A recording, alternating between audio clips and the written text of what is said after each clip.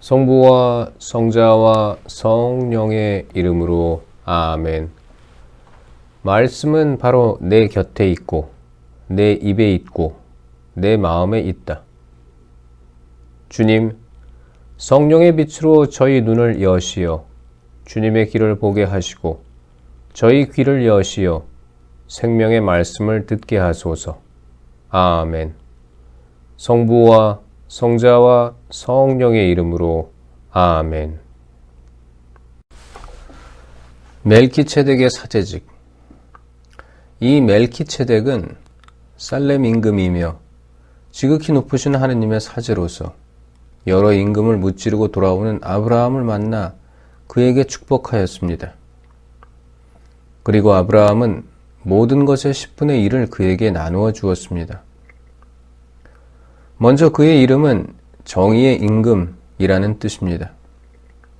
그는 또한 살렘의 임금, 곧 평화의 임금이었습니다.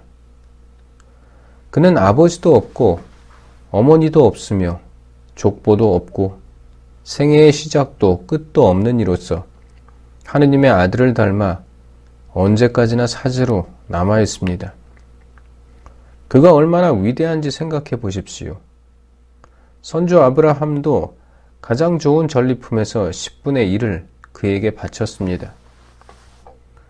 레위 자손 가운데에서 사제직을 맡는 이들에게는 율법에 따라 백성에게서 11조를 거두는 규정이 있습니다. 백성 역시 그들의 형제로서 같은 아브라함의 소생인데도 그렇습니다.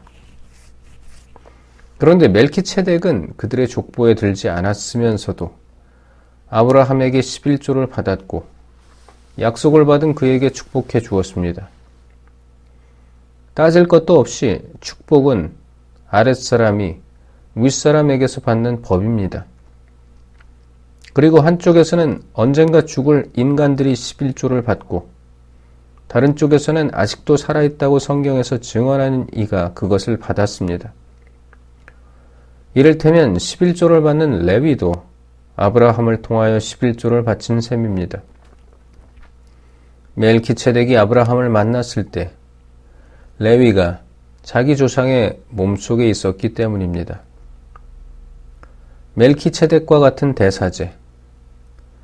백성은 레위의 사제직을 바탕으로 율법을 받았는데 만일 그 사제직으로 완전성에 이를 수 있었다면 아론과 같은 사제를 임명하지 않고 멜키체덱과 같은 다른 사제를 세울 필요가 어디 있었겠습니까? 사제직이 변하면 율법에도 반드시 변화가 생기기 마련입니다. 여기에서 말하는 분은 다른 지파에 속하신 분으로서 그 지파에서는 아무도 제단에서 직무를 수행한 적이 없습니다. 우리의 주님께서 유다 지파에서 나오신 것은 명확합니다. 그런데 모세는 사제들에 관하여 말할 때에 이 지파를 언급한 적이 없습니다. 멜키체덱과 닮은 다른 사제께서 나오시면 더욱 분명해집니다.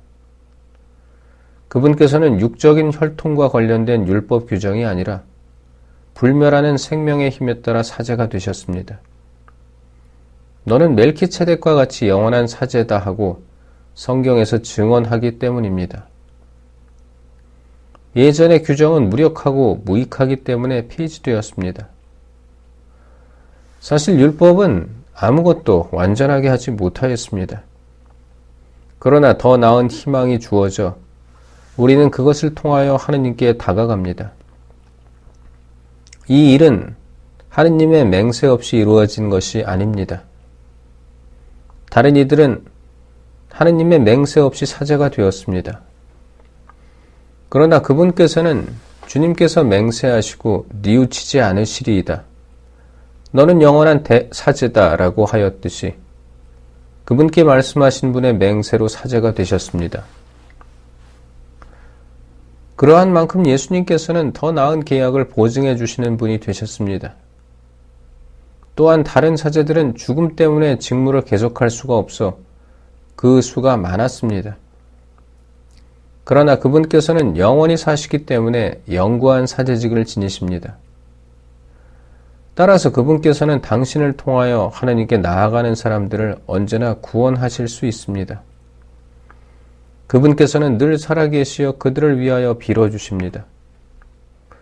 사실 우리는 이와 같은 대사제가 필요하였습니다. 거룩하시고 순수하시고 순결하시고 죄인들과 떨어져 계시며 하늘보다 더 높으신 분이 되신 대사제이십니다.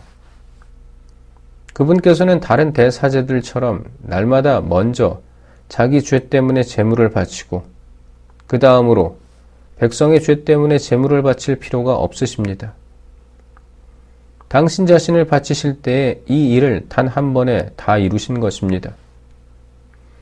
율법은 약점을 지닌 사람들을 대사제로 세우지만 율법 다음에 이루어진 맹세의 그 말씀은 영원히 완전하게 되신 아드님을 대사제로 세웁니다. 새 계약의 대사제. 지금 하는 말의 요점은 우리에게 이와 같은 대사제가 계시다는 것입니다. 곧 하늘에 계신 존엄하신 분의 어주와 오른쪽에 앉으시어 사람이 아니라 주님께서 세우신 성소와 참 성막에서 직무를 수행하시는 분이십니다. 모든 대사제는 예물과 제물을 바치도록 임명된 사람입니다.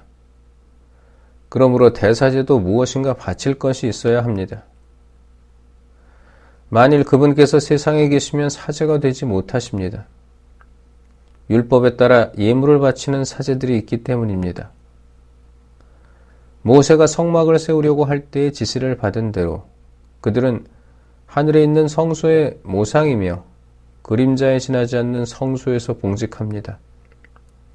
하느님께서 자, 내가 이 산에서 너에게 보여준 모형에 따라 모든 것을 만들어라 하고 말씀하신 것입니다. 그런데 이제 그리스도께서는 더 훌륭한 직무를 맡으셨습니다. 더 나은 약속을 바탕으로 세워진 더 나은 계약의 중개자이시기 때문입니다. 저 첫째 계약에 결함이 없었다면 다른 계약을 찾을 까닭이 없었을 것입니다. 그런데 하느님께서는 그들의 결함을 꾸짖으시며 이렇게 말씀하십니다. 보라, 그날이 온다. 주님께서 말씀하신다.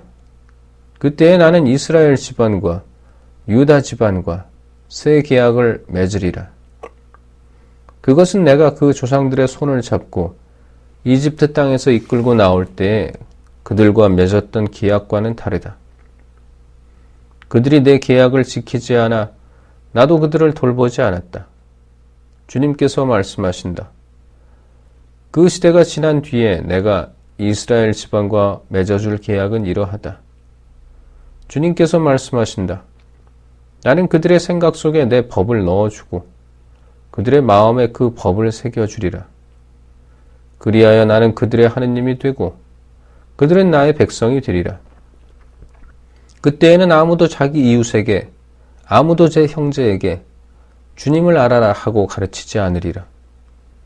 그들이 낮은 사람부터 높은 사람까지 모두 나를 알게 될 것이기 때문이다.